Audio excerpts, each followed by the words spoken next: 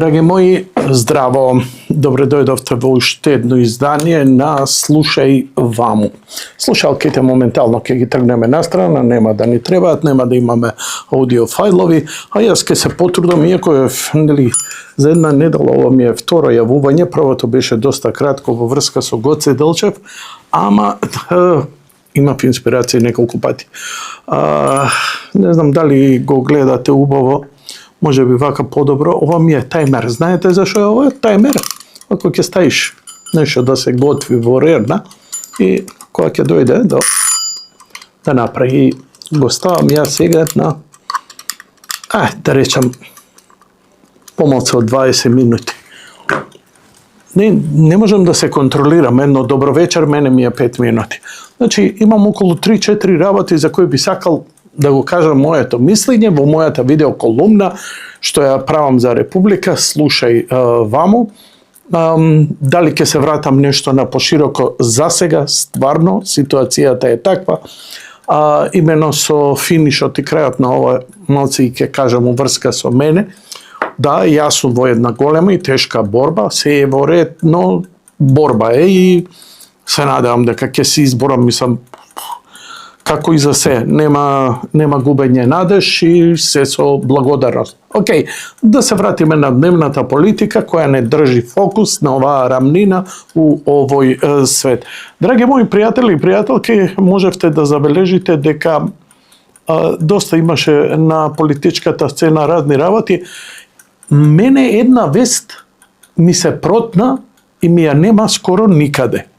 Зошто и како мене не ми е јасно. А тоа е следнава вест дека унгарците веќе го потпишаат договорот на векот.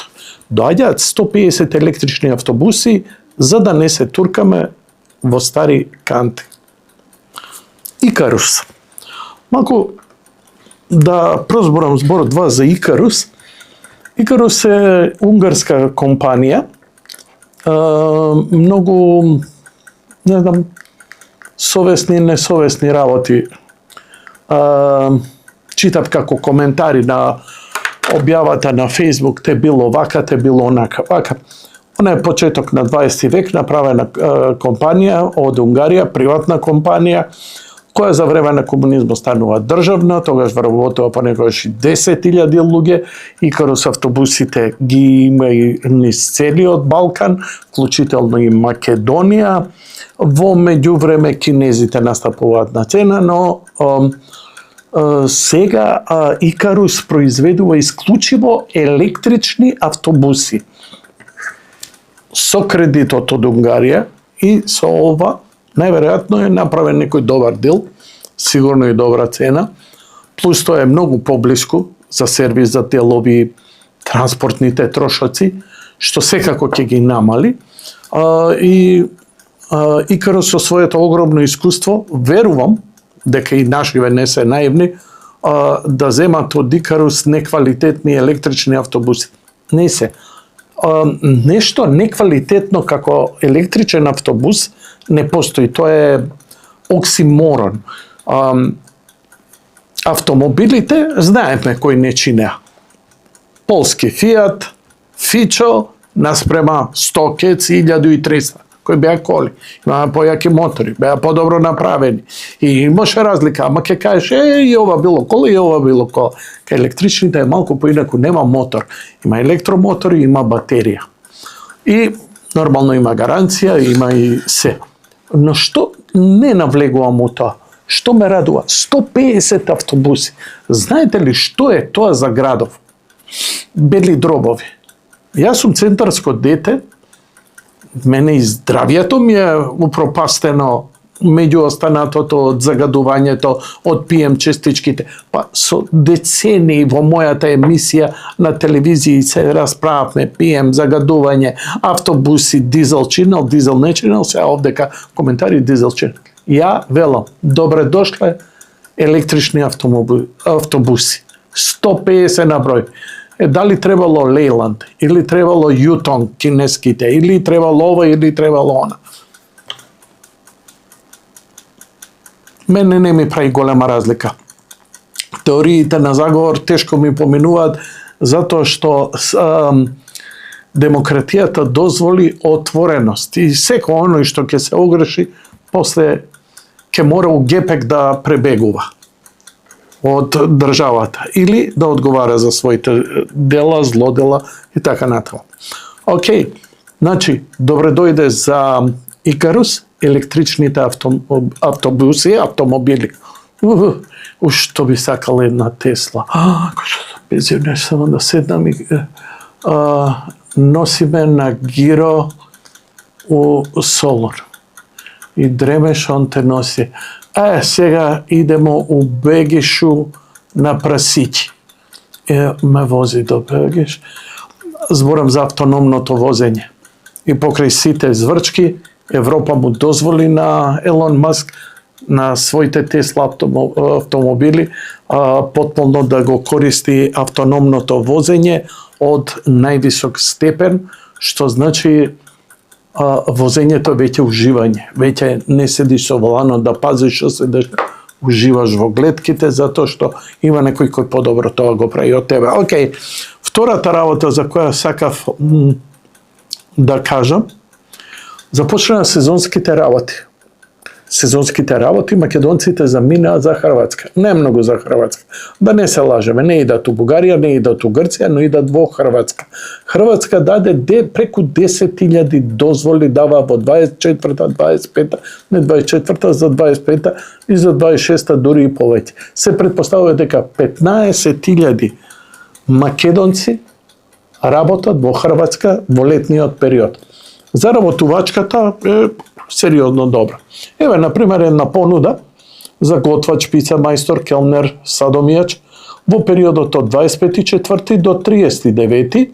Значи до 30. септември на островот Крк со сместено обезбедување и со плати од 1500 до 2100 евра во зависно.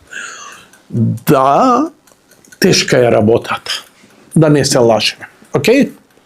Тешка е работата и по 12 сати се работи, затоа идат претежно млади луѓе. Јас сум се сретнал со нив и викам, не ми е проблем, затоа што јас сум се сретнал со млади луѓе во Обединетото кралство, во Германија, во Соединетите држави. Скоро сите они немаат туку една и пол работа. Значи, работат полно работно време и потоа земаат part-time job. Најчесто е нешто работат сериозно и part-time job им е, например, некоја пица деливери, да речеме. Некои си 4 сати или возат како такси и така натаму, за да заработат што е можно повеќе. Бидејќи овие што се отидени плаќаат сериозни кири. Трошоците за живот се огромни. Овдека е стварно тешка работа, напорна, нема за фраканци, но сместувањето генерално ти е средено. Имаш 1 до 2 оброка. Млад човек и ќе издржи. Третиот ти ќе си докупува, четвртиот нешто гага, кај и бакшишот и со сите тие пари он после цела година си окей и пак после наредната година иде во Хрватска. И се интересно е, ама зошто ние не ги задржиме работниците, децата да работат? Која компанија кај нас, кој ресторан, кој хотел може да плати келнер 1500 евра на овие цени? Бидејќи знаете какви се цените во Дубровник. И сега, хрватите, зошто не ги ангажираат хрватите? Хрватите па си одат од Хрватска на привремена работа, затоа што им е скапо. За летување, знаете ли каде иде Хрват? Не, ова сериозно, не ви карикирам. Хрватот за летување иде на Ибица, у Шпанија, затоа што му е поевтино од што на Јадранско море. Јадранско море, луѓе, ви е најголем луксус, еден од најголемите луксузи во Европа. Тој ви е на рамниште со Азорниот брег. Иако е поевтин. Но, австрици, полци, германци, чеси, тука се концентрираат. Па и италијаните, Ферогуста која ќе фати. Каде идат на работа хрватите сезонски? Во Австрија. А каде идат австриците ако нема доволно работа? Австриците ова го расчепкува, баш ме интересираше овие големи миграции на работна сила. Идат па во норвешките земји, затоа што во норвешките земји па исто така има недостаток од работна сила. А зошто има недостаток? Нема принови, нема деца. Затоа има толку многу увоз на странска работна сила од овие мигранти.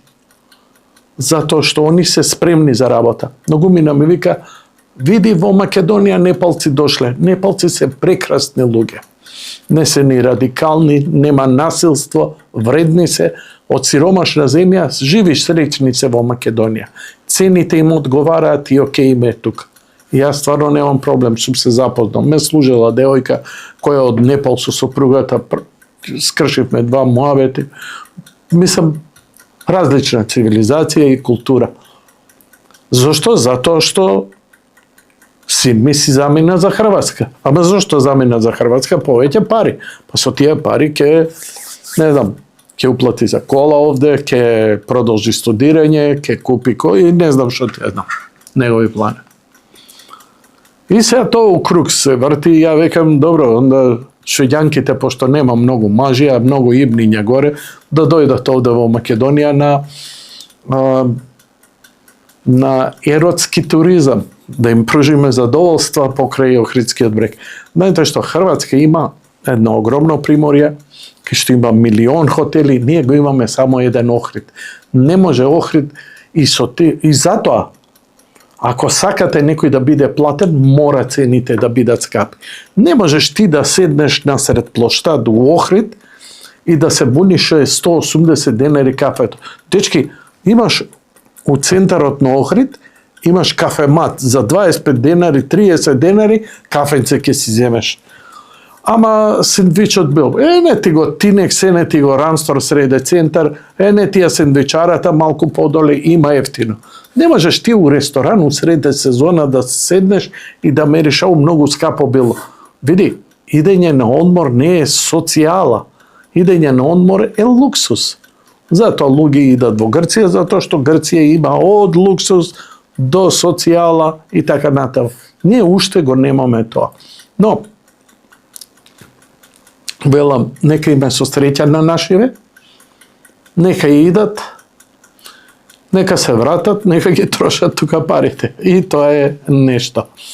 Третата работа е, за која сакав да прозборам, збор 2, дали е ова некаков презнак. Знаете дека последниве 20 години експлодира Скопје, поготово градењето. Значи, просто нема каде не е изградена зграда, не се зграда. Еве сега почна кај Рамстор да се гради зграда, некои викаат болница ќе биде, појма немам, навистина не знам. Почна да се оградува, кога ќе почне ќе мора да се стави табла и да се знае што се гради. Сеедно, како и да е, некој се буна. Како, зошто се буните? Али има 4 огромни облакодери овдека, сум по 1 000 000 станови и сега плюс зграда, минус зграда. Цела Јордан Мијалков е тука, нови згради, 500 дивизија е со нови згради. Сето тоа, нормално е центар. Сакаш на рад да живееш. Си отидеш у Свети Николе, си отидеш у Неготино, ама таму не е, шо ти фали? Аптеки има, интернет добар има, повеќе на човек и не му треба. А со автопатиштава, како што ги градат сега, ја навистина пензијата можам да ја поминам, еве, да речеме, не знам, Куманово, Свети Николе, Велес, околу Велешко езеро, така некој малце помирно, пак да ми е градов близко. Затоа што ќе имам добра патна инфраструктура. Па можем и во Гостивар, имам таму фамилија. Патиштава се градат.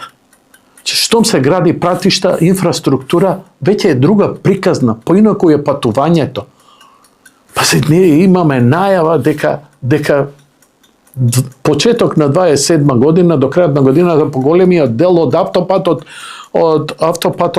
Тетово Охрид, Гостивар Охрид, па А Тетово Охрид, Скопје, Тетово, Гостивар, Охрид ќе биде завршен. Кичево Охрид, дефинитивно. Букојчани. Ги видовме овие балконите, терасите што се прават. Стварно грандиозно изгледа. Експресни патишта. Знаеш што, глупо е да ја фалиш влада. Најинтересно е да си опозиционер и да плюкаш. Ама ние, и да, ве разбирам. За се што не ни чини у животот, треба владата да се кине. Прв пат имаме влада што нешто конкретно прави. И што е моето најголема благодарност, сакам да ве подсетам на едно интервју кој го имав веднаш по преземањето на власта. Вице-премиерот и министерот за транспорт и врски Александар Николовски беше првиот гостин од новата власт, кога дојдоа пред 2 години во мојата емисија, летно време, зборевме. Нормално, телевизијата маргинализирана максимално, емисијата слабо гледана и така натаму, но има неколку работи кои ќе се навраќате, и ја барем се навраќам, за да се подсетам што е кажано и што е потенцирано таму. Зашто се работи? Погледнав у саатот, имам уште 3-4 минути. Зашто се работи? Министерот ми кажа неколку многу битни работи. Ека првиот ден на работа отидов уште у 6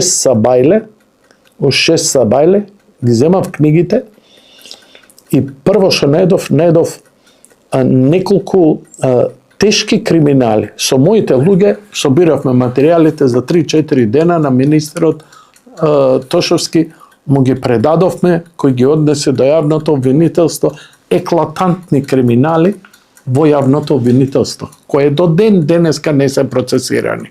Тоа ми го нагласува стално, бидејќи ја стално го подсетувам на тоа што го кажал во мојата емисија. А таа емисија стои на интернет, можете да ја најдете. Знаете кој е датум. Не е моје, јас сега овде да ви ја пикам, но моје, бидејќи зборот ми тежи, оти знам дека ми тежи, бидејќи зборам вистина, сами повелете, проверете си. Некојаш и ќе го направи тоа, но сега нема потреба. Втора работа која ми кажа. Вика, најдов 12 милиони долари.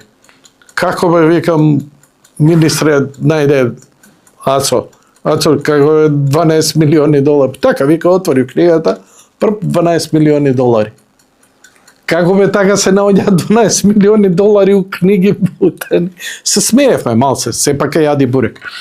Вика, прво што почнав да ги прегледувам договорите со големите компании и со најголемите компании, меѓу кои беше ТАВ. Најдов, вика, го прочитав целиот договор. Во договорот има една ставка која ќе го зачиташ убаво, дека после одреден X број години на користење на аеродромите Охрид и Скопје, ТАВ е задолжен не знам, годишно 3 милиони, толку и толку милиони, собрано 12 милиони, да ги инвестира во договор со владата, каде што така. Ми заврши муабетот. Ова беше. Што е поентава? Поентата е дека тие 12 милиона, прво што направи, вика, не ги земав ни за асфалти, ни за некои ситници, ни за нови бироа, туку за реконструкција на болницата 8 септември или за нас позната како воена болница. Зошто е ова важно? Ова е важно, он доживеа семејна трагедија, го доживеа како сите ние што го доживуваме, што значи да се иде по болници и какво ни е здравството. Втора работа, дека претходната власт појма немала дека има таква ставка у договор за среќа. Бидејќи пред да го прашам од кај се парите, да ми каже дека се од ТАВ, вика, кога не се краде, пари има за се. Значи, не ги зема парите од ТАВ, туку му наложува на ТАВ. Вложи ги во реконструкција на двата горни ката, каде што се операционите сали и така натаму. Воена болница, за жал, ја морав изминативе година дена да идам таму на најтешки проверки, за најтешки болести, се борам и да ви кажам, дури и оние нереновирани, импозантно делуваат. Пазете, тоа е болница направена во време на ЈНА. Направена е, мислам, дека и тогаш и сега е една од најголемите болници во регионот. Огромни се и ходниците, тамо е на вистина огромен капацитетот да прими многу пациенти. А сега со новиве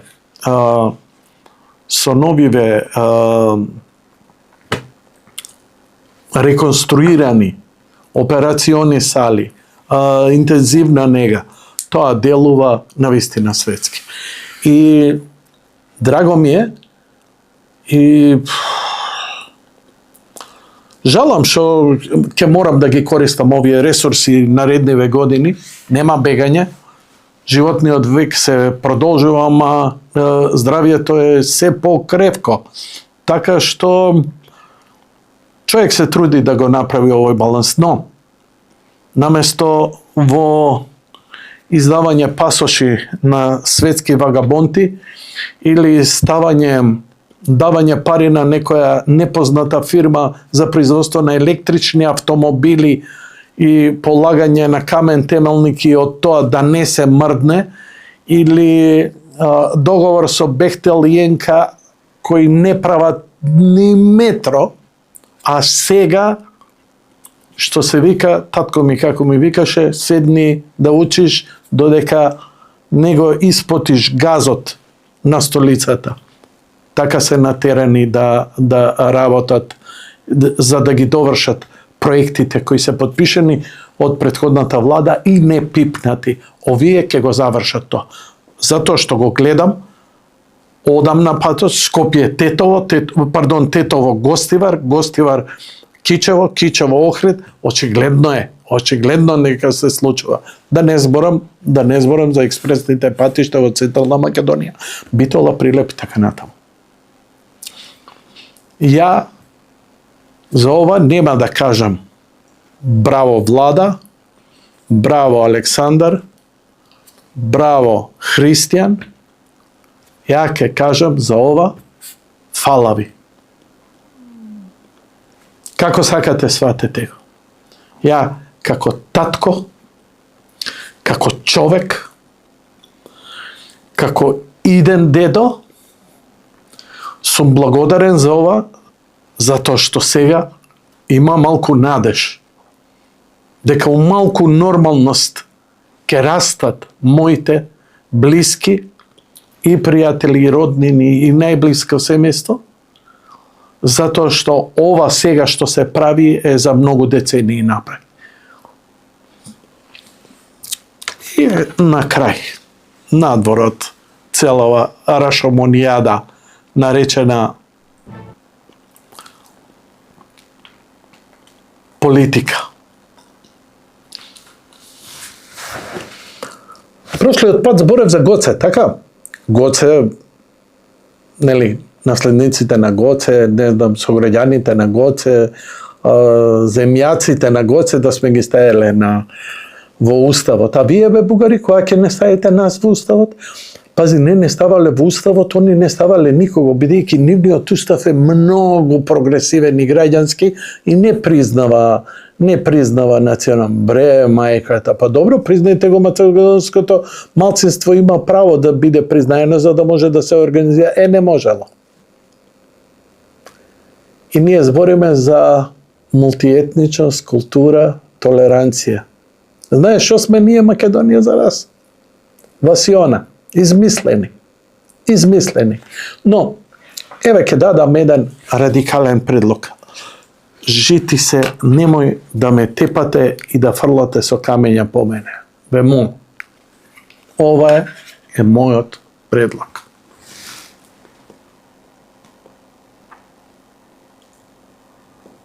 драматична пауза.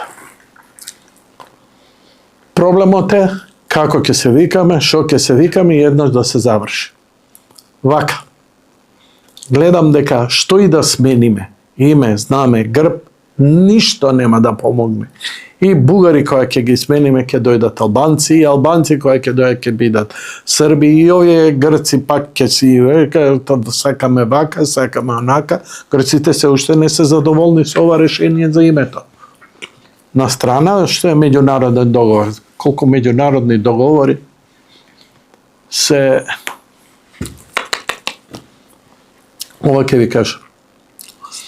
Нека се соберат сите земји на светот, не во Обединети нации. Се македонски конгрес. Светски македонски конгрес. Не, светски конгрес за Македонија. Представници од сите земји. Анонимно нека гласаат, за да нема притисок од појаките, од овие со врски, врз помалите. И нека одлучат, нека седнат, и нека одлучат како ќе се викаме. И после тоа, штама? Нема Срби, нема ова, она.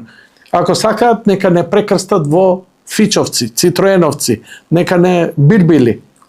Држава Билбил. Ја ќе се согласам. Зошто ова го зборам?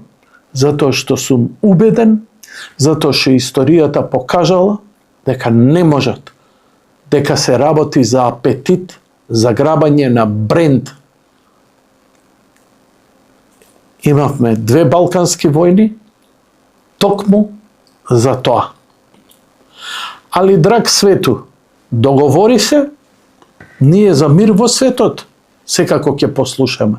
Невозможна мисија, нели? Да. Океј, драги мои, тоа беше се.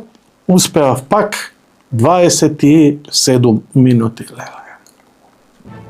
Ај, чао.